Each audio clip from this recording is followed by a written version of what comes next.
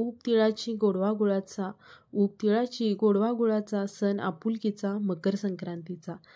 तर सगळ्यात आधी सगळ्यांना गुड मॉर्निंग। वेळ आहे सकाळची आणि इथं चालली आहे माझी देवपूजा। तर आज आहे मकर संक्रांत। तर मकर संक्रांतीच्या सगळ्यांना खूप खूप शुभेच्छा। तिळगुळ घ्या, गोड गोड बोला। तर इथं चालली होती माझी देवपूजा। तर आज म्हटलं की आज सकाळी सकाळी काही डब्यांची वगैरे घाई नाही आहे, कारण राज आणि आधीला पण सुट्टी होती, त्यामुळे मी म्हटलं की आज पहिल्यांदा देवपूजा करून घेऊयात। तर आज होता पुरणपोळीचा स्वयंपाक, त्यामुळे मी कुकरला डाळ वगैरे शिजत घातली होती आणि पीठ पण मळून ठेवलं होतं। म्हटलं डाळ शिजतीये तोपर्यंत आपण इकडे देवपूजा करून घेऊयात। तर इथं मी छान अशी देवांना आंघोळ वगैरे घालून घेतली। त्याच्यानंतर स्वामींना अत्तर वगैरे लावून घेतलं। सकाळी सकाळी देवपूजा झाली की घरातलं वातावरण कसं प्रसन्न वाटतं, छान वाटतं, एक पॉझिटिव्ह एनर्जी येते घरामध्ये देवपूजा झाल्यानंतर। म्हणजे मला तरी खूप छान वाटतं आणि सगळ्यांना तसंच वाटत असेल, कारण देवपूजा झाल्यानंतर घरातलं वातावरण खरोखर खूप छान होतं। तर इथं मी स्वामींना गंध वगैरे पण लावून घेतला। त्याच्यानंतर स्वामींना वस्त्र घातलं, माळ घातली आणि नंतर फेटा पण घातला। तर तो फेटा थोडासा लूज होत होता, कारण साईजमध्ये मिळाला नाही, थोडासा मोठा मिळाला, तर तो सारखा हलत होता।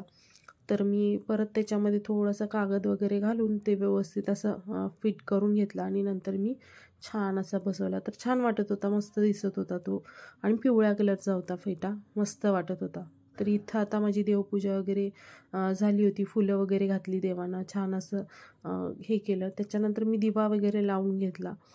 तर भारी वाटत होतं, सकाळच्या टायमिंगला देवपूजा झाली की मस्त वाटतं। तर आज निवांत वेळ होता, तर मस्त अशी देवपूजा करून घेतली मी। त्याच्यानंतर अगरबत्ती वगैरे लावून घेतली। अगरबत्ती लावल्यानंतर पण खूप छान वाटतं। तर अशा पद्धतीने इथे माझी देवपूजा झाली। तर कशी वाटते तुम्हाला ते नक्की सांगा।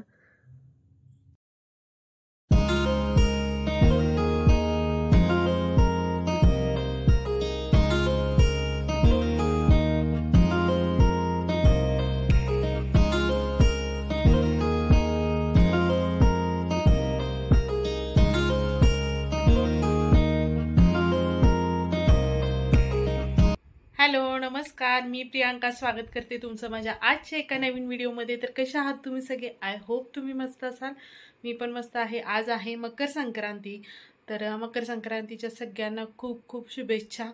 तर माझी पण आजची कामं वगैरे सगळी उरकली, देवपूजा वगैरे झाली आहे, पण अजून सुगड पूजन झालेलं नाही आहे। तर मी अशी तयार झाली आहे आता छान अशी।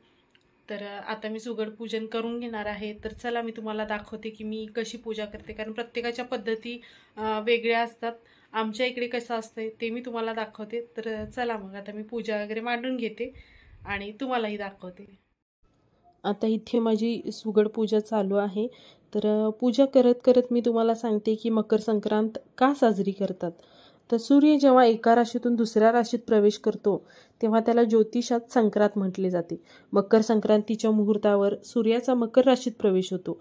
एका संक्रांतीपासून दुसऱ्या संक्रांतीपर्यंतचा काळ हा सौर मास म्हणून ओळखला जातो। पौष महिन्यात सूर्य उत्तरायण होऊन मकर राशीत प्रवेश करतो। ही गोष्ट देशभर वेगवेगळ्या प्रांतात वेगवेगळ्या प्रकारे उत्सव म्हणून साजरी केली जाते। मकर संक्रांती हा सण उत्तर भारतात दरवर्षी 14 जानेवारीला साजरा केला जातो। असे मानले जाते की संक्रांतीपासून चांगल्या दिवसाची सुरुवात होते। त्याचे कारण म्हणजे सूर्य या दिवसात दक्षिण ते उत्तर गोलार्धात फिरत असतो, त्यामुळे देवतांच्या दिवसांची सुरुवात होते। धार्मिक मान्यतेनुसार या दिवशी स्वर्गाचे दार उघडते, म्हणूनच या दिवशी केलेले पुण्य व दान हे इतर दिवशी केलेल्या दानापेक्षा अधिक फलदायी असते। मकर संक्रांतीच्या दिवशी शुद्ध तूप आणि शाल याचे दान केल्यास मोक्षप्राप्ती होते। महाभारत काळात भीष्म पितामह यांनी देहत्याग करण्यासाठी मकर संक्रांतीचा दिवस निवडला होता। गीतेत सांगितले आहे की जो माणूस उत्तरायणात शुक्ल पक्षात देहत्याग करतो त्याला मुक्ती मिळते। मकर संक्रांतीपासून सूर्य उत्तरायण होतात, म्हणून हा दिवस लोक आनंद उत्साहात साजरा करतात। श्रीमद भगवत तसेच देवी पुराणानुसार शनी महाराजांचे त्यांच्याच वडिलांशी वैर होते, कारण सूर्यदेवाने त्यांची आई छायाला त्यांच्या दुसऱ्या बायकोचा सज्ञाचा मुलगा यमराजेशी भेदभाव करताना पाहिले होते। या गोष्टीने नाराज होऊन सूर्यदेवाने सज्ञा आणि त्यांचा मुलगा शनी याला स्वतःपासून वेगळे केले होते। म्हणून शनी व छाया यांनी सूर्यदेवाला कुष्ठरोगाचा शाप दिला होता। यमराज आपल्या वडिलांना सूर्यदेवाला कुष्ठरोगाने पछाडलेले बघून दुःखी झाले यमराजाने वडिलांना कुष्ठरोगापासून मुक्ती मिळवून देण्यासाठी कठोर तपस्या केली.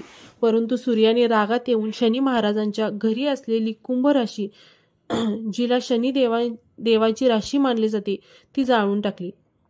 त्यामुळे शनी व त्यांची आई छाया हिला हाल अपेष्टा सहन करावी लागली. यमराजाने आपली सावत्र आई आणि भाऊ शनीला त्रासात असलेले पाहून त्यांच्या कल्याणासाठी वडिलांना सूर्यदेवाला समजवण्याचा प्रयत्न केला.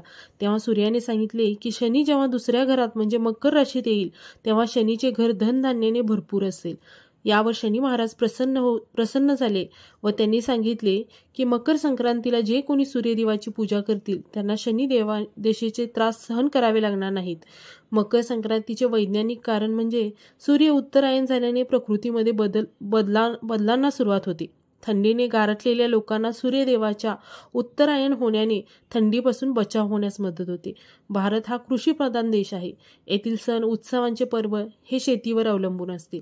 मकर संक्रांती अशा काळात येते जेव्हा शेतकरी रब्बी हंगामाची पेरणी करून खरीप हंगामाचे पीक मका, ऊस, शेंगदाणे, उडीद घरी घेऊन येतात. शेतकऱ्यांचे घर अन्नधान्याने भरून जाते. म्हणूनच मकर संक्रांतीला खरीप हंगामातील पदार्थांनी या पर्वाचे स्वागत केले जाते. तर अशी आहे मकर संक्रांतीची थोडक्यात सांगितलेली माहिती. तर आता इथे माझी सुगड पूजा वगैरे झाली. छान अशी सुगडीमध्ये मी आधी खाली तांदळाची रास करून घेतली, त्याच्यावर ती 5 सुगडी ठेवल्या. त्याच्यामध्ये भाज्या घातल्या म्हणजे पावट्याच्या शेंगा, वाटाण्याच्या शेंगा, बोरं, ऊस, गव्हाच्या लोंब्या, त्याच्यानंतर शेंगा, त्याच्यानंतर तीळ, गूळ वगैरे तिळगुळ टाकून घेतले.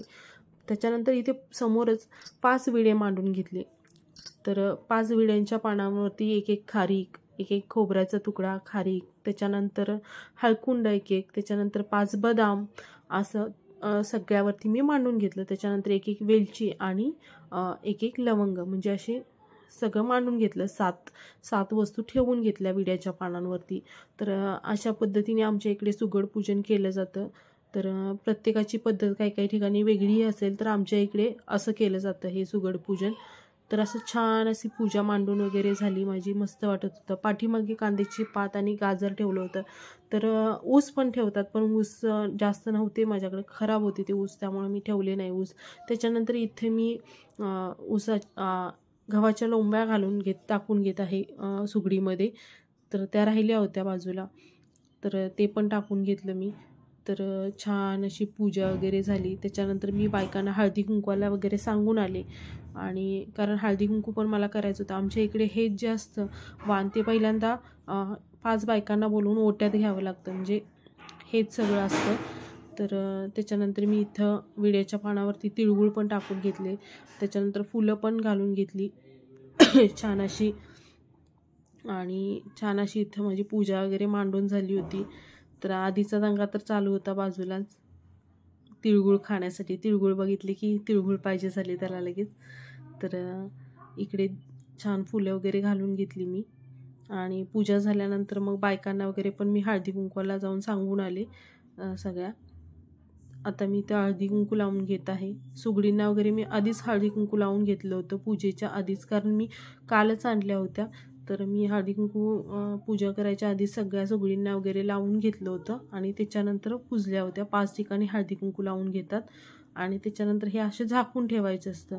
म्हणजे आपलं वाण असं दाखवायचे नसतात सुगडी ह्या कुणाला, त्यामुळे त्या अशा झाकल्या जातात. त्याच्यावरती असं ब्लाऊज पीस वगैरे नवीन असं टाकून त्या झाकून ठेवल्या जातात. तर ते फूलसारखं पडत होतं, तर मी व्यवस्थित असं करून परत ठेवलं ते. अशा पद्धतीने सुगड पूजा झाली. त्याच्यानंतर रांगोळी पण काढून घेतली छान अशी, मस्त वाटत होतं. तेवढीच छोटीशी मी रांगोळी काढून घेतली, कारण जागा अपुरी असली की आपल्याला तेवढ्याच जागेत ॲडजस्ट करून घ्यावं लागतं. तर मी इथे छान अशी पूजा मांडून घेतली मग. तर बघू शकता तुम्ही कशी मांडली आहे मी पूजा. आणि कमेंटमध्ये पण सांगा की कशी वाटली तुम्हाला आजची माझी सुगड पूजा.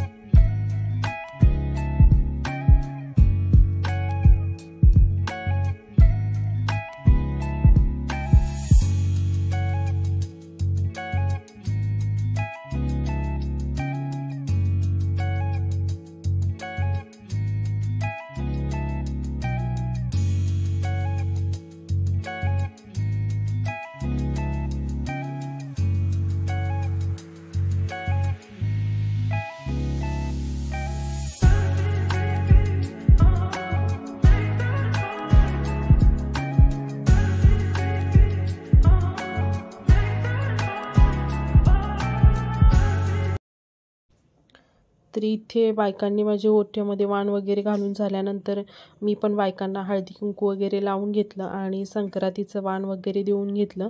तर अशा पद्धतीने माझी मकर संक्रांत साजरी झाली. तर कसा वाटला तुम्हाला आजचा व्हिडिओ हे कमेंटमध्ये नक्की सांगा. आणि आजचा व्हिडिओ आवडला असेल तर व्हिडिओला लाईक करा, शेअर करा आणि चॅनलला सबस्क्राईब करायला विसरू नका.